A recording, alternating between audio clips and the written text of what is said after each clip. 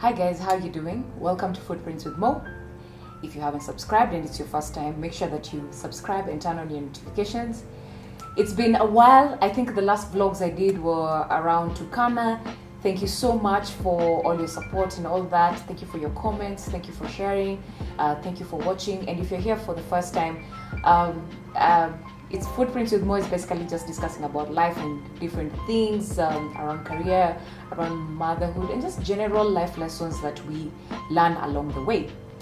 Now, this has been a long due vlog, and it's been around careers. If there's DMs I get, it's around people looking for jobs. People are looking for even volunteer opportunities, internships, jobs. It's crazy out there. So I figured it's about time I do a vlog around careers, what I've learned in terms of careers, and then we're gonna be joined by a friend of mine who is in the HR field, and then she can be able to give you guys some tips. So before we get into that, I just wanted to give you guys a high-level journey, because people are always asking, just tell us how it worked for you. Interestingly, the funny thing in campus, do you know what I used to want to be? I wanted to be a pilot. I was so interested in being a pilot. Then in high school, I was obsessed with physics. I was good in math and science, but physics just never got me. But can you imagine, even with my lower average marks in physics, I still took it because I knew that I really wanted to be a pilot. But then campus came and the interest changed. Both my sisters, I'm the second born. The first born is a doctor, and the third born is also a doctor. So my dad had this thing about people being doctors in the family, and I remember that I actually went for, I think it's called an anatomy or autopsy class, because my heart is just not strong for such things. Like, I hate hospitals, I hate the sight of blood, and I just knew this thing has to be like a calling of some sort. After that, I figured this is not for me. And in campus, I did, like, especially when I started, I used to work, cybers used to be the thing those days. Like, people used to mint millions from cybers. So I used to work in cybers over the holidays, and that's how I got to really get good on my computer packages and all that stuff. Anyway, so in terms of my career journey, I have to really attribute a lot to ISEC, and I think I've talked a lot about ISEC. I got to network with a lot of corporates and get mentors when I was in campus. So before I left campus, I asked one of my mentors, I've done finance, that's what I did, and I was like, what should I do? What is hot right now? Because finance is so wide, I don't know what to do. And he told me, why don't you do investment banking? Investment banking is the hottest thing right now. So I was like, I went, I did a little bit of research. I found out the bank that was leading in investment banking. And as soon as I was done in campus, I went to Ngara. I bought me some nice 50-bob stockings, and I got a suit. I think it was a suit from Ngara. And yeah, so I called, I didn't get a response. And then I went to the office, and I'll not forget that day. It was on a Monday morning. And I think it was the assistant, and she asked me what I wanted. I was like, I want to ask for an internship. And it was so strange, because they were looking at me like thinking I'm crazy. But anyway, I wasn't given audience for about 1.5 weeks. Yep. But I kept going because I was so focused. I was like, I have to do the hottest thing in finance right now, and if it's IB, I have to do IB. But eventually I got audience, and I had done my research, I had done my background, and that's how I got my first internship in investment banking in a local bank. After 4 months, due to my connections in ISEC does what you do, international traineeship programs. So people go work in different countries. So Kenyan students go work outside, and then students from outside come to work in Kenya. So after 4 months, I got a chance to go work in South Africa in one of the largest FMCG companies, and I remember it was one of the hardest decisions I have ever made, because I was like, oh my god, I'm entering this dream field where everybody wants to go, but at the same time I'm young, I'm fresh from school, and I have an opportunity to work with the largest FMCG outside the country. And I remember I went to my boss at that time, and I explained, and he's like, you know what, Evelyn, you're young, you have a chance to grow, you have a chance to let this out, just go. And that's how I ended up working in South Africa. So after South Africa, I was still in finance. I worked there for about 1 year, 3 months, and then I came back with the same FMCG and I worked here. And then after that, I got another job opportunity. I was purely in finance. But at that point, I did realize I wanted something different, because my job at that time was actually very monotonous, and I wanted something more exciting. So at that time, one of the telcos that was upcoming, I got an opportunity there, and I was working in the marketing and strategy department. And from moving from very basic accounting stuff, I got a chance to start doing business analysis, SQL queries, and and doing predictive analysis and all that. It was fun. And then, but my skills grew at that part. I started doing demand and operational planning, and I just grew. But at that point, I was like, is this what I want to do? And I'll talk about my lessons at the end of the video, but never ever doubt yourself in terms of, always question, is this where your heart is? This exactly what you want to do? But I did enjoy analysis very much. And then after that, after a while, I was like, throughout from campus, I've worked for huge multinationals. I want to work for a small company. And I left there, and then, believe it or not, I went to gaming. So there was an international gaming company that had started in Kenya before gaming was very huge. I did a small stint there, and then after that, I started looking for another job. Now, between that, I think that's the time I really had a rough time in terms of securing another job. So I started doing consultancy. I tried to figure out what exactly am I good at, and I found out that people are looking for a lot of research things. So I did research papers and just analysis for guys, and I used to get money here and there for the different projects. And this is what I want to tell guys. I was home, I think, for about 4 or 5 months, and I remember I had an Excel sheet, and I listed 56 companies that I wanted to work for or that I had an interest in. And I did that Excel sheet, and for every company, I either called the HR or I uploaded my CV on their website. I did every single of that for 56 companies. And that's why, anyway, I'll come back to what people tell me they've done 2 applications and they're tired. But I did 56, either through applications or through uploading CVs. So it's not the easiest thing to do.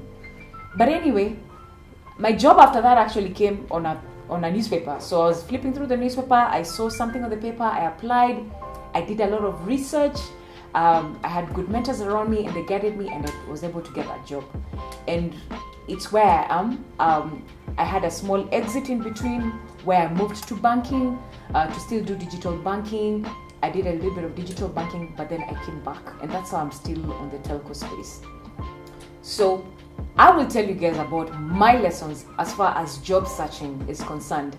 But right now, I want us to discuss like your questions in terms of what you guys ask, and just some things that are pain points in terms of when people are looking for careers. And I hope this whole video should be able to help. So right now, guys, I want to introduce my very good friend, Juliet. Juliet owns a HR consulting and expertise company, for lack of a better word, called Alternate Doors. And I wanted somebody who is young, understands what's happening on the job market right now, to just try and we try and debunk, for lack of a better word, some of the issues that guys are facing, and then also try and see how we can help guys in terms of the journey for looking for jobs. So I think one of the words that I've told guys to stop using about themselves is unemployable. Is there anything like that? There's a yes and a no. Yeah.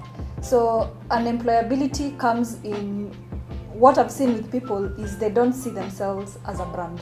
Yeah. So them to you are a business yourself. So Yeah. if you had a business, how would you portray yourself? Yeah. So the first thing, you have to look at your key skills.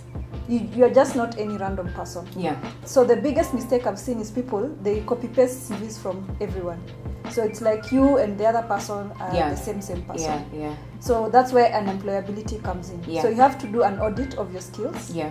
What you can offer to the companies that you want to work for. Yeah. Because what people look at, they look at me being given, but Yeah. you not offering. Yeah. So that's the biggest mistake. Yeah. So once now you do a self audit of yourself, Yeah. then you'll have a very clear picture of the Yeah. kind of jobs that will suit Yeah. you. Yeah. And then oversending of CVs. So you send your CV everywhere. Yeah. For me, as a person in HR I know, and I've a done recruiter, that. I've done that before. Yeah.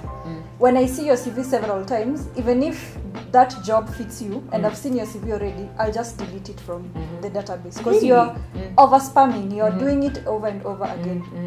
And then Are you talking about the same company or two different companies? even what people do, they send. What I've seen the biggest mistake is you'll do a CC and then you'll put all the emails of HR managers. So no, that's wrong. Exactly. Yeah. So you have to now differentiate You have to yourself. personalize it. Exactly. Yeah. So just personalize. If it's this company A, write it to company A. Yeah. And your CV should be suited for that particular job or that particular industry or that particular company. Yeah. So don't send your CV, the same CV to all other jobs. Yeah. So that's the biggest mistake I see people doing. And I think sometimes it's out of desperation. Yes. So you are desperate and you've given yourself a limited time to just spam CVs. Yeah.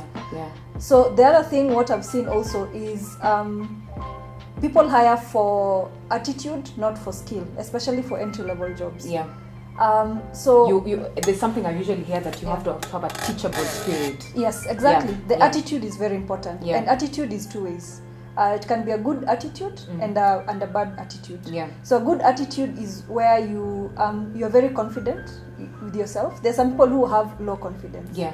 And if I hire you in my company, I don't want to baby you around. Yes. Yeah. There's no babysitting. Exactly. Yeah. So I don't want to baby you around. I want somebody who's confident. I teach you something. You are teachable, like you said. Yeah. I take you to the next level. You're able to interact with your colleagues. Yeah. So low confidence, especially when you're doing interviews, you can see it. Even from the CV, sometimes you can see. Yeah. Even the way they write their introductory email when they send their CV. Yeah. Like for example, things like I want any job. Yeah. So what does any job mean? Yeah. So you have to Yeah. be very, Yeah. very specific. Yeah. It's interesting because guys usually just write like DMs. I want a job, and at that time, it's ironic because I'm like, first of all, I don't know you, I don't know your name, I don't know what you do, Exactly. I don't know what your skill set is, but yeah, that's very interesting. I like the fact that you said about you have to believe in yourself as a brand. Exactly. Like the same way you own a company is the same way you look at yourself as an employee. Yes. Now, another question: do papers matter? Then that question also yes and a no. Yeah. If you are not a critical career like a doctor, you definitely need papers. Yeah. An engineer, Yeah. you definitely need papers. Yeah. But for example, some of the skills like a salesperson, most of the jobs you don't need papers. That's why I said attitude is very important for skill. Yeah. But what I've seen with people, especially Kenyans, actually not even Kenyans, the African market, we overdo it. We overdo with the papers. Yeah. So you want to do everything at once, even PhD, without even necessarily getting any work skills. Exactly. Yes. Yeah. So that's the biggest mistake. I think when somebody's in a job, you need to focus on how good you get into that. Exactly. So like if you're in a specific field, what are the next skills required within this area? It will matter more than the papers. Yeah. I'd rather have somebody who's very good in what they're doing than somebody who goes to do another degree to get that. Talking about different courses, if I've done finance, do I have to do finance? And guys usually ask me that because I actually told guys I did finance, but my career doesn't entail finance. But it requires me to impact some of my finance skills. But yeah, you can do something different. From your career. Yeah, you can. But this is mostly related to business. Even other careers, you can do a change. Yeah. What I've seen as the older you get, the more difficult it becomes for you to go back to school, do another 4-year course. Yeah. So the best thing, if you want to change careers, look at the skills that are required. Yeah. Try to do some volunteer work, even if it's your your friend who has a small business, you can volunteer to work with them over the weekend as you learn the skill. You can even do some small certifications online or a 1-year diploma course. For me, I'm an accountant, but I switched to HR, but I had to equip myself with the right skills. Exactly, yes. And then I think the other thing is that I'm not a very big reader. I do read books. You can see my stuff. I read books, but I read very slowly. But I listen to a lot of audio and videos. So if I know of something that's happening in a certain area, I will go read about it. I will go research more about it. I will Google it. I will read, find out what companies are doing it, how they're exploring it, in such a way that if somebody puts me in a room and it's a topic of discussion, I will discuss it like I know it. And I think people should be able to really strive on that one. Now, Juliet, I've told you how I've applied for jobs. Me, I like, especially the time for the 56, and I agree, you shouldn't spam. I did personalized, one email at a time, and then uploading one, and then you know the way it's usually so much work to upload your CV on company portals and that process. But I did, and I looked at websites, I looked at the newspaper. What is the best way? Like, it's a question I get all the time. What's the best way to apply for jobs? Referrals are the best way to get jobs, even to apply for jobs. For you, ISEC worked well for you. Yes, because I did a lot of networking when I was in campus. So even if you're when you're in campus or when you're in college, it's best you get involved in a lot of things. Don't just be you just there for academics and then you leave. So get involved in clubs. That's how you get to network. And then also get involved with, you mentioned volunteer work. So a lot of volunteer work, you'll meet people. And people will prefer hiring a referral than going through 100 CVs. So the best way I would recommend for people is just get yourself out there. Don't just sit at home. If it's a volunteer, you can work as a part-time. You can do something part-time as well. So that's how you get to grow your skills and network with other people. I think that makes sense. And then mentorship, people always like, actually, where that guys network? I usually never have that answer. But I usually hear of opportunities. There's so many small events like different universities usually have different lectures on different things. You can actually attend that. Sometimes there are different trainings. Where else can guys network nowadays? It doesn't have to be really very business oriented or formal. Formal. Even your family and relatives events, those are places where you can network. Other places you can network, like you said, you can Google, look at the events that you can attend. Even if they're not related particularly to your type of industry, you can just go and see. Even if it's free, you can just go and see what's happening. And then, but at the same time, I also want to debunk that notion that I can't get a job if I don't know somebody. At the same time, you need to be able to put yourself out there. There's a time I talked with somebody and I asked them, they told me, Mo, I'm so tired, I've been looking for a job. And I told them, how many applications have you done? And he's like, 2. And I'm like, what do you mean? What is 2? It has to be a personal, deliberate effort. When you're seeking. And let me tell you, and I want guys to understand that we're actually very sensitive that nowadays it's extremely hard. But I think with all those small tips, we can be able to at least get somewhere. But the other thing about also opening yourself, because of technology, my personal experience is a network like LinkedIn works very well. And what I've seen people doing, they don't put a picture, they don't put contact. As a recruiter, that's the first tool I use to find the right people. But sometimes I'll go there are no contact details. And then people are not always active. Like, you'll be active on Instagram and the others, but on your LinkedIn you have to give time. So this is part of also networking and putting yourself out there. Write articles, share things in your industry. So that's how people get to know that you are actually existing. And I love that, by the way. I think I've told guys enough times, you need to have a very strong LinkedIn. If you want to know, I don't think my profile is the best. Okay, it is actually, it's pretty good. You can go check out my LinkedIn profile, where I've listed everything in terms of, I've attached like things that I've been involved, like projects in terms of launching. I have put the different courses that I've done. it's a good opportunity. And actually, by the way, I've actually gotten very many offers between different jobs through LinkedIn. And I like what you said. People need to know what you're good at. So even if you don't have a job and you're very good in videography, do an article about or share a video. Share video you've done. Yeah, you expose your work. So it shouldn't be all yeah. selfies all the time. Guys, you have to put, and in fact, it's good now. I'm just saying some of my biggest lessons. You have to put yourself out there. People have to know who you are. People have to know the skills that you're in. Yeah. Anyway, we'll continue the lessons as we speak. Juliet, sexual harassment at work. I did an IG story because somebody sent me a DM telling me about sexual harassment, and I was hit by a flood of messages. Women, even men, are going through a lot of stuff to keep their jobs. And we are desperate. People are desperate. People have families. The economy is bad. You will do anything to get that job because getting another job is hard. People are being sexually harassed by their bosses, their colleagues, getting threats. They can't report to HR. So one specific case is a lady who even sent me a screenshot of very explicit content sent by her boss. And her boss actually wrote, if you share this, you're fired. Because she has a 3-month-old baby. And she's very, very desperate. To be very honest, I'm not an expert in that. In that position that I'm in, I'm lucky because I can be in a position to be able to say, you know what, I don't need this crap.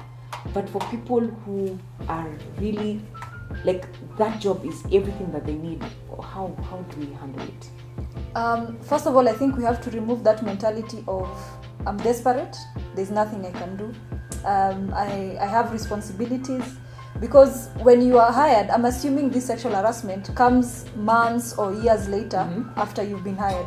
There's a reason why they hired you into the company. It's because of your skills. Yeah. It may be very prevalent in smaller companies than in bigger organizations where there's a HR, there's a policy around sexual harassment. Yeah. So if you have encountered a sexual harassment incident, for example, the best thing is address it immediately. Okay. The fact that this person is threatening you, they already fear. They fear what you will do. And this is a person who, this is a weak person. Yeah, very weak. Yeah. And for you not reporting immediately, you're encouraging that person to continue. So silence means that you're encouraging them to continue. Yeah. So the first thing is address it with that person immediately. Yeah. If they're sending you photos, you can address it with them. Just tell them, I'm not comfortable receiving your photos. I'm not comfortable with this. Yeah. If they ask you to go out, you can just say, I'm not comfortable. Let's discuss what we need to discuss in the office. Yeah. If you just make sure you put up your stand, because if you don't, the silence now you will have to continue with the same. But what happens if I'm fired? You cannot be fired unless now they look for reasons to fire you. Yeah, but you know, companies are so mediocre nowadays. They'll just fire you. Is there a place you can report? Is it? Do I have a right, like legally? Yes, you do have a right legally. They have to have a reason for them to fire you. Yeah. But what happens is sometimes as the employee, it's not a fear per se. Yeah. But you don't want to waste time with the court because you have to continuously go there, pay the lawyers. So there's that aspect of inconvenience as well. Yeah. But if you look at the court cases, there are some cases like people who are brave enough to go and report sexual harassment, and the cases are ongoing. Yeah. I think what I can say for that is, guys, don't suffer in silence. Yeah. Talk to somebody. Yes. Yeah. Yeah. Report it to somebody. I'll even see how they can even get in touch with you. Come to think of it, Juliet, I think I'm gonna throw you into the deep end. Juliet, have you ever been employed? I have, Have you ever been employed? Yes, I have. Just tell guys, I want guys to understand that people have to start from somewhere. There's a thing you did with school. Yes. Just tell guys what happened. Okay. Because I remember you were business. Yeah, you remember you were finished. Just tell guys what happened. So my experience is I started a school. Yeah. Yes, I started a school. It was a small school. It was to just help underprivileged people get the right skills, like hairdressing, computers, those type of skills. Yeah, it was a tough time. I don't think it was the right business for me. I feel right now I'm in the right business. Yeah. Yes. But what did you learn from that? Because you did something. Yeah. Did you consider it a failure or did you consider it a lesson? then it was a failure. Yeah, because I remember you used to get so stressed. You're like, what is this? What am I doing? Yeah. But now it's a lesson. Yeah. So has it helped you with the current business? It has really helped me, especially being resilient and patient. And Juliet, you did accounting. Yeah. Now you're doing HR. Yes. Why? I didn't realize, when you are in high school, yeah, you have to fill some forms, the university, the courses that you're going to do.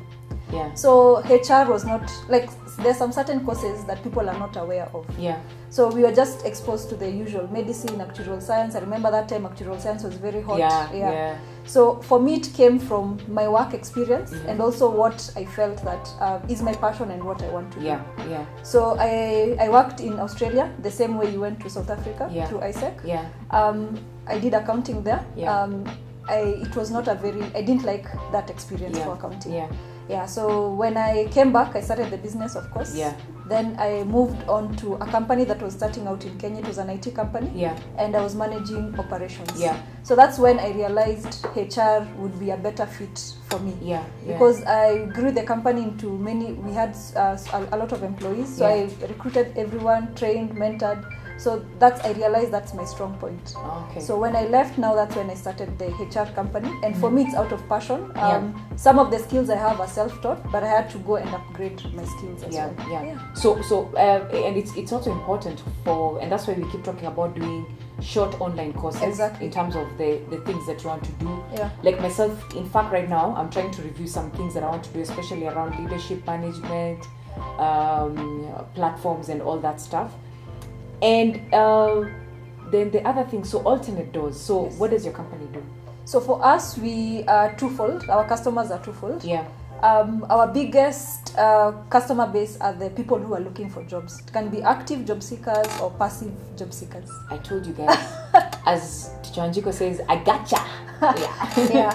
So for us, we mainly focus on coaching and mentoring the people who are looking for jobs. Yeah. It can be any level. Yeah. We help them. If your key skill is not creating or understanding your CV, we help you through that process. Yeah. Also, your LinkedIn profile is very important. That's why I talked about it. Yeah. So we also help you structure that. Yeah. So is it politically correct for me to say that you help people to become employable? Exactly. No, that's actually what we do. Oh, okay. Yes. And then of course it's at a small fee. Yes. You're a business at the end of the day. But what's your success story? Have you been successful with the people that you worked with? Yes. In terms of placements and all that? Yes. So we've done a lot we started in 2013, so we've done a lot of, I don't know the exact number, but it's more than probably 500 placements. Fantastic. So even the companies that we've already, that's another customer we have, businesses, small, medium businesses, corporates. So most of them, we're still working with them, and they trust us to find the right fit for the job. So even when we're talking to somebody who's looking for a job, we can even advise you, this is not the right fit, this is how you present yourself. Yes. What would you tell somebody who says, it's been 6 years, I have a master's and I don't have a job? The masters will not do the job. People assume as long as I have this masters and PhD, I can do I can do the job. Those papers don't do the job. It's the person who will do the job. So just do a skills audit. We can also help you do that. Do a skills audit. We see what you're strong in. For you mentioned you had like an Excel sheet with companies you want to work with. So I'd advise them to do the same thing. Have a target and then know what exactly you're giving them. Not the other way around. I remember that time it was so crazy. And then I grouped them. I was like banks, telcos, FMCGs, like what and all that. And it was a little bit crazy. But at that time, I really, really wanted something. But I'm very fortunate that I've actually gotten a chance to work with companies that I've really, really wanted to work with. So I think from my side, the most important things I've learned is, number one, is to put yourself there, and then always grow. Never remain stagnant. So if your skill is level A at any level, you need to always make sure that it's growing. And then never give up. You need to cast your net wider. And then don't spam banks. Don't BCC 50 banks. That's so unprofessional. I didn't even know people do that. They do that. It's very annoying. That is terrible.